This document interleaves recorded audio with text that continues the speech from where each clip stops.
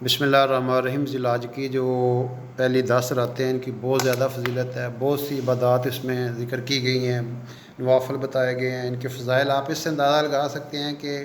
ان کی راتوں کی قسم اللہ تعالیٰ نے کھائی ہے۔ تو ظاہر ہے کسی وجہ سے قسم کھائی جاتی ہے، بڑی کوئی امپورٹنٹ چیز ہو، بڑی اہم چیز ہو، اللہ تعالیٰ نے جو قسمیں کھائی ہیں، تو اس حوالے سے ہم اور لمبی چوڑی باتیں اگر نہیں کر سکتے، ظاہر ہے ساری رات جاگنا ممکن نہیں ہے، تو کم از کم یہ ہے کہ عشاء اور فجر کی نماز جماعت سے پڑھیں، اور عشاء کے بعد 2 نفل پڑھیں، توبہ کے پڑھیں، اور اس نفل پڑھ کے اللہ تعالیٰ سے دعا مانگیں،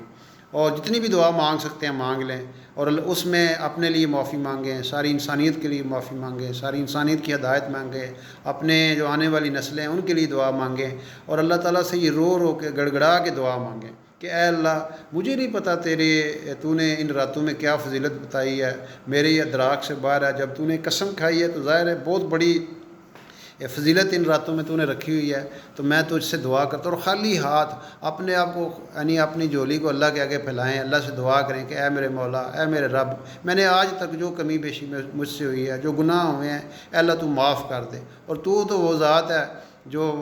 تو وہ داتا ہے کہ دینے کے لیے، جس کی در کے جو ہے نا وہ رحمت کے در ہر وقت کھلے ہوئے ہیں۔ موسیٰ علیہ السلام خدا کی دین کا پوچھیے، موسیٰ سے حوال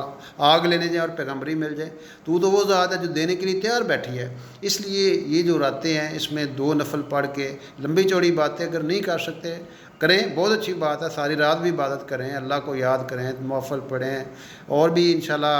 عبادات اس کی مخصوص بھی ہم بتائیں گے آپ کو، لیکن یہ ہے کہ کم از کم جو آسان ترین طریقہ ہے کہ عشاء کی نماز پڑھ کر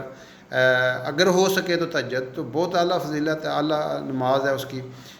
رات کی، اور اس میں جو رات کو تہجد کی نماز ان دنوں میں پڑھے گا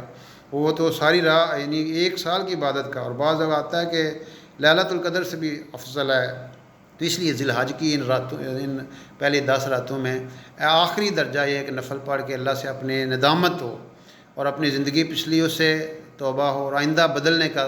ذہن، اور پوری امت کے لیے دعا مانگے۔ اس وقت امت جس حال میں آئے بہت زیادہ دعاؤں کی ضرورت ہے، استغفار کی ضرورت ہے، اور نفل پڑھ کے 2 نفل پڑھ کے اللہ کو یاد کر لیں تو بہت اچھی بات ہے، تیسرا کلمہ پڑھ لیں، درود پاک پڑھ لیں، استغفار پڑھ لیں، اور اس سے بعد جب دعا کریں گے اس دعا کے بھی اور اثرات ہوں گے۔ اس لیے یہ آخری درجہ ہے، بلکہ وہ تو حدیث میں آتا ہے جو عشاء اور فجر کی نماز جماعت سے پڑھتا ہے ساری رات کی عبادت کا ثواب ہے۔ تو اس لیے ان راتوں میں خاص طور پہ ہم یہ عمل کریں، انشاءاللہ یہ عمل کرنا ہمیں اللہ تعالیٰ کے قریب کر دے گا۔ اللہ تعالیٰ اللہ تعالیٰ تو خود کہتے ہیں میرے بندے میں تمہاری توبہ کا انتظار کر رہا ہوں، تم مانگو تو صحیح، مانگنے والوں کو ہم دنیا بھی نہیں دیتے ہیں، کوئی قابل ہو تو ہم شانے کا ہی دیتے ہیں، وہ تو